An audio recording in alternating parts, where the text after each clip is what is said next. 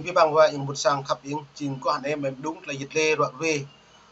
phun kha cọ như lại cờ tờ lại ikun bundap vừa đã mong hiểm pa nông na thái mà ikun bundap mong pa kapia phun kha nhiều chuyến nó hay nằm play plan đi thạo bồ lại cờ tờ lại thái lên mà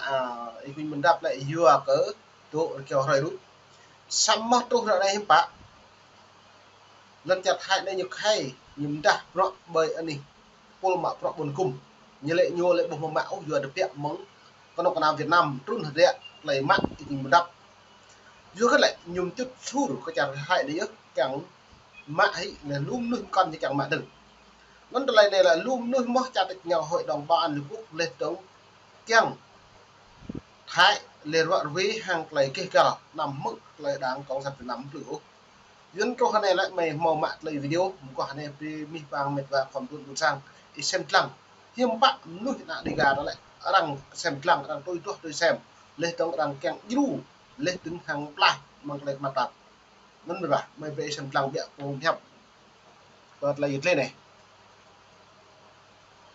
Ông Y Quynh Bật Đắp mới đây, chính quyền Thái Lan thừa nhận bắt giữ ông theo yêu cầu của Việt Nam. Trong một số trường hợp khác, như của nhà hoạt động Đường Văn Thái, nhà báo Trương Duy Nhất,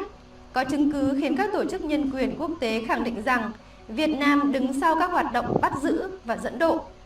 Từng là nơi trú ẩn cho những người lưu vong từ các nước láng giềng và những nước khác, Thái Lan trong 10 năm qua đã trở thành một nơi ngày càng không an toàn cho những người chạy trốn khỏi sự đàn áp ở quê nhà. Theo giới quan sát,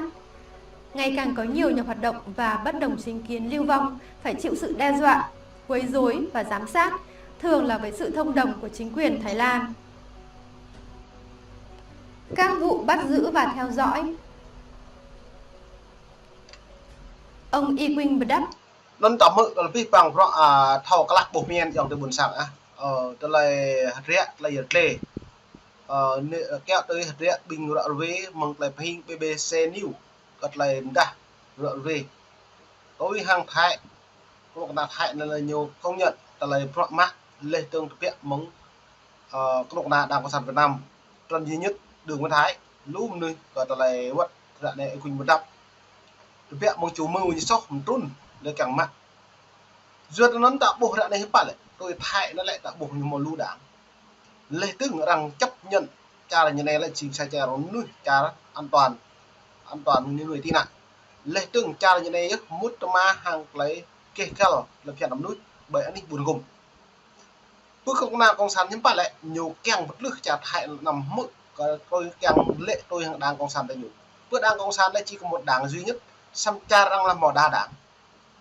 nhưng bạn như tùy ngạ khá tôi đang đây nhà tổ bạc có đăng thì nhưng mà tôi như thứ bảo nên có mày lên với đoạn về thì thảo nhiên buộc lại đây là brave là đập đi con ông ta đinh tôi thay lại nộp là thay đây đoạn về lại nhiều mạng tụ kèo mỏng đuôi xăm ra này thằng mũi chính thức nhá rất là nhiệt lên này ở thực hiện một chặt Việt Nam chụp chua về thải mạng thì mình đặt vất hai bên đường toàn như nhất như mạng như đúng giặc nó về xem lăng tôi lên này. Bị bắt hôm 11 tháng 6 năm 2024 khi đang trốn trong một khách sạn ở Bangkok. Ông vừa bước ra ngoài khách sạn thì cảnh sát Thái Lan ập tới bắt, theo lời kể của mục sư Aga, người mà ông Bật Đắp thường xuyên liên lạc. Ông Y Quynh Bật Đắp, tị nạn ở Thái Lan từ năm 2018, đã bị tòa án ở Việt Nam xét xử vắng mặt và kết án 10 năm tù giam với tội danh khủng bố. Ông bị cáo buộc tham gia lãnh đạo nhóm người nổ súng vào trụ sở chính quyền ở hai xã thuộc tỉnh Đắk Lắk hồi tháng 6 năm 2023, khiến 9 người tử vong. Chính phủ Thái Lan thừa nhận việc bắt giữ ông Y Quynh Bật Đắp hôm 11 tháng 6 là theo yêu cầu của chính quyền Việt Nam. Thái Văn Đường, nhà hoạt động Đường Văn Thái hay còn gọi là Thái Văn Đường, mà công an Việt Nam gọi là con rối lưu vong chống phá đất nước, đã mất tích vào ngày 13 tháng 4 năm 2023 tại Thái Lan. Bạn bè của ông Thái cho hay họ không còn liên lạc được với ông kể vào thời điểm này. 2 ngày sau, tức 16 tháng 4, công an tại tỉnh Hà Tĩnh thông báo phát hiện một đối tượng không có giấy tờ tùy thân xâm nhập trái phép vào Việt Nam qua đường mòn. Theo công an, người này khai nhận có tên Đường Văn Thái. Sau này, camera an ninh mà một số tổ chức nhân quyền như Human Rights Watch được xem cho thấy một người đàn ông đang la hét khi bị giờ nó tạo bộ pi bằng pro hạt đấy nhiều của mình nhiều cầm chứ nhiều ngạn mình và xâm ta lại này nhiều bộ cầm chưa cất lại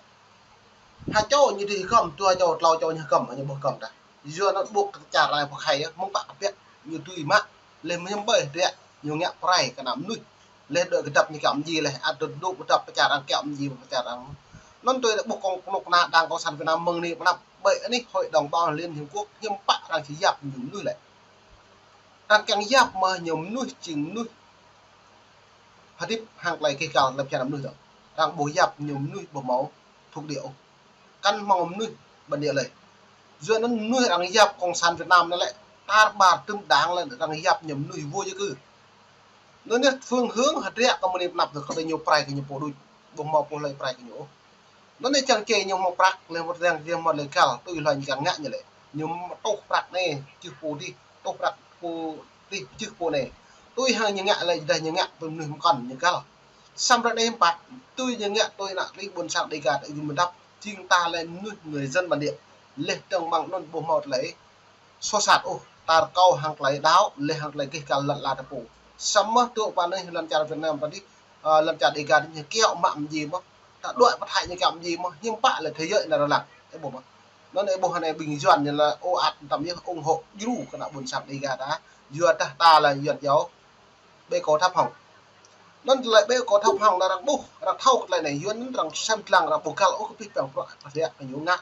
lên cho rằng bộ năng ô có pro cái nhiều kẹo gì cái nào buồn sạc ta đang càng nhiều click lại phiền lên không tùy cứ lên trong nhà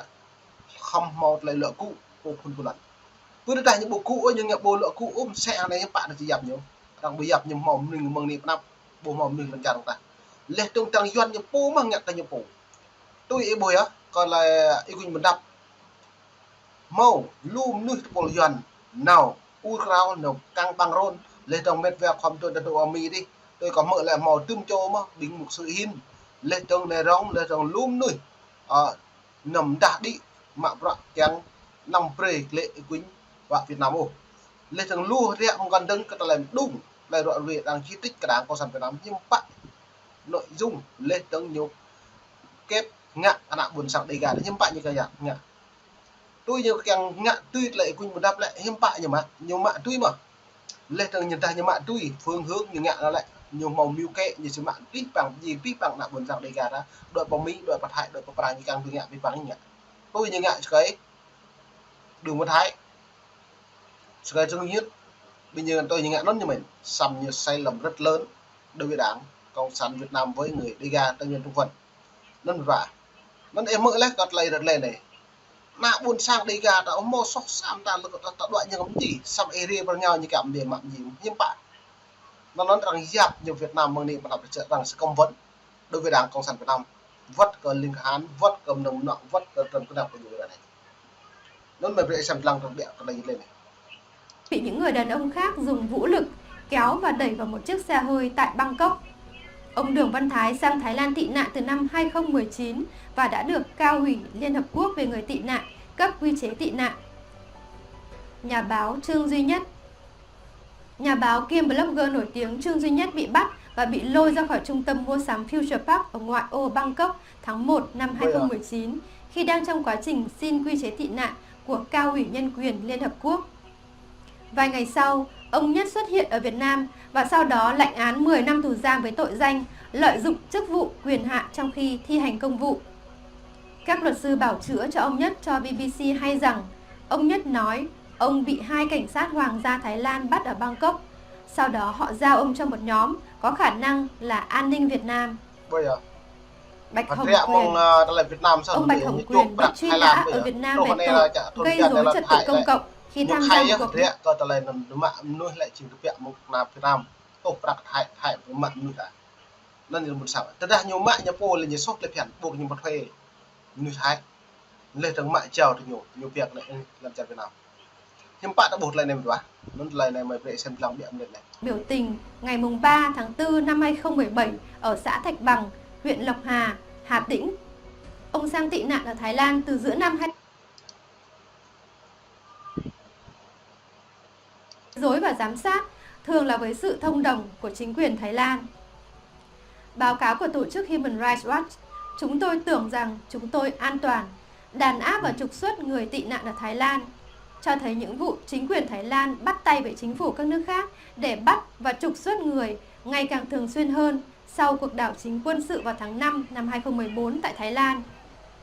Dưới thời chính quyền quân sự của Thủ tướng Prayut Chan-o-cha và Phó Thủ tướng Prawit Wongsuwan. Giờ nên em mở lại cái bằng pro rẻ yang terbun sang kata lai anyo mang plan ma lau đi nhiều một lại lung lay bằng lần trà nhiều lò lú hay phái lên từng một lại lệ lục dần vự nó này càng mềm ta lệ bể mực rồi lại lệ rồi vì tôi còn đặt hai giờ ta mực lại yuan rềm trôn rềm mặn là bun sang đây gà đặc biệt như làm Từng là nơi trú ẩn cho những người lưu vong từ các nước láng giềng và nhiều nước khác, Thái Lan trong 10 năm qua đã trở thành một nơi ngày càng không an toàn cho những người chạy trốn khỏi sự đàn áp ở quê nhà, theo giới quan sát. Ngày càng có nhiều nhà hoạt động và bất đồng chính kiến lưu vong phải chịu sự đe dọa, quấy rối và giám sát, thường là với sự thông đồng của chính quyền Thái Lan.